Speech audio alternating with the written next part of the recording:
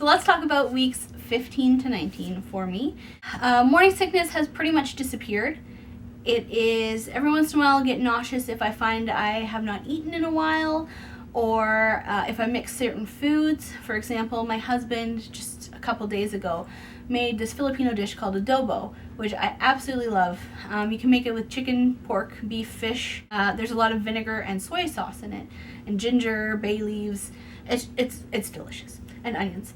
Well, we had that for dinner, and then we had some ice cream a little bit later, and those two did not mix well, and I found myself getting sick for the first time in weeks. As soon as I was sick, I was fine and good to go again. So that's pretty much disappeared. Just if I'm not eating, I start to get a little nauseous. Fruit, I find, helps me a lot, especially citrus. Oranges. I've been eating a lot of oranges, which I normally don't, but they seem to really help. So that is what I have been doing. In terms of other symptoms, for the most part, I've gotten my energy back. Not as exhausted as I was. I still have tender breasts, although I will say it's moved away from the actual breast tissue, and it's more so in the nipples. And they are bigger. They have gone up in size than they were. And nipples and areola and stuff are darkening as well. New symptoms that I'm having are I'm just starting to get backaches, especially if I fall asleep on my back or I roll over on my back while I'm asleep. I have started to use a memory foam pillow to put under my belly. Dry skin is a huge thing for me right now, especially around my lips. I am drinking a lot more water. I'm drinking at least 3 liters of water a day to try and combat the dehydration and the water the baby's taking. My scalp is super dry, my hair is super dry. I have noticed a change in the texture of my hair, and I'm starting to get dry patches around my mouth, which is very common. Luckily, I haven't had too many problems with acne or anything like that, even in my first trimester. So I've been very fortunate with that. So this dry skin thing is a whole new ballpark for me. Right near the end of week 14, start of week 15, I was up at the hospital again. I went in for my doctor's checkup, and my blood pressure was really high. Now, I did have high blood pressure before I was pregnant, but pregnancy has lowered it because your veins, capillaries, everything kind of dilates to allow for more blood flow. And this lowered my blood pressure to a really quite optimal range. And the one day I went into the doctor, it was high. But I tried to explain to him I had been sick on the way to the doctor. I ran from the bus. I had not eaten yet. I didn't get a chance to go to the bathroom because they hadn't taken the urine sample yet. I should go down. But he panicked, and obviously he just wanted to make sure the baby was okay, which I do understand. But he sent me to the ER again. So my husband and I went again. I get there, my blood pressure is fine because I'd eaten by then. I had time to kind of calm down a bit. Did some blood tests, they did urine tests. Everything was fine. I had a slight bacterial infection, which apparently is very common in pregnancy, so he gave me a prescription for that. But other than that, everything was fine. Baby looked fine, or sounded fine, and so I was sent home again. So once we got that out of the way, my energy started coming back. I found that I'm pretty much back to where I was sort of pre-pregnancy in terms of energy and all of that. But for me, the big thing is dreams. Vivid dreams. Just unbelievable, ridiculous, feel so real dreams. Like, I usually dream a lot, but every night I wake up to these insane dreams. I'm a big fan of Assassin's Creed as a video game, and the night of my birthday, I just played all night. I took the day, and I was like, I want to play video games, so that's what I want to do. And I did. And then that night, I dreamt every time I fell asleep, it was a concurrent dream, and it was of me being an assassin. And it was ridiculous, but it was so vivid. Like, I woke up thinking I was falling, because that's how I woke up in the dream, falling from a building.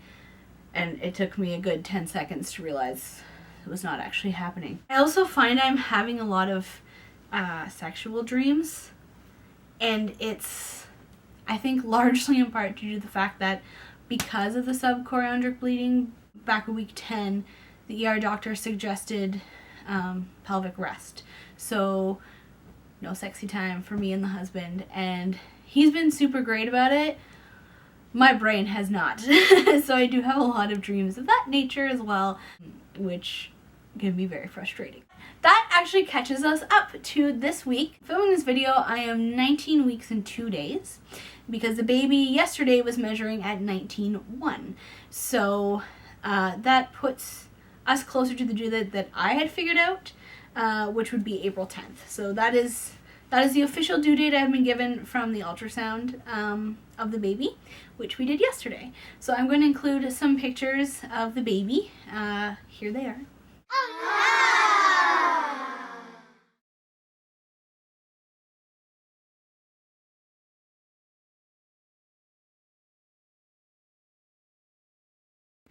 It's insane to see the baby move, because up until this point, I mean, you know it's real, but you still have these completely ridiculous thoughts like, what if the baby's just disappeared? What if it's not there? And you can't think like that. You have to try and be positive. And so to actually see the baby moving and flipping and their little heart beating was just, it's the most amazing thing I've ever seen. And my husband and I both got a little emotional in there, especially because it was my first ultrasound, so I hadn't seen anything yet, except for the little picture that the ER doctor put on my phone. And so it was just amazing. It just blew me away. I was so excited, and it just solidifies the fact that, oh my goodness, we're almost halfway, especially because I'm bigger, so I don't get to feel the kicks as early as a lot of people would. So to see the baby and to see them with all their fingers and all their toes and their heart and their little stomach and everything, it's just amazing. We've chosen not to find out the gender. It's a very hard decision to come to, but I just feel that everything we will have gone through by the end of it, it's just one more big surprise and amazing moment to give birth and find out what the sex is. And as cliche as it sounds, we don't care what it is. As long as the baby is healthy, that's all that matters to us. We do have names for both sexes. I'm not going to tell you guys yet, but we do have names for both. So either way, we're covered. I haven't picked anything up for the baby yet. I'm going to wait a little bit longer. Call it superstitious. I don't know. I just don't want to pick anything up yet. It's exciting. I'm glad you guys are finally caught up. I won't do weekly updates most likely, especially second trimester, because I've been feeling really well and it's just sort of the same thing every day. A headache here, a backache there, weird vivid dreams, and dry skin and sore nipples. And that's pretty much what it's been so far for the majority of second trimester. That's it for weeks 14 to 19. All right, we'll see you later. Bye.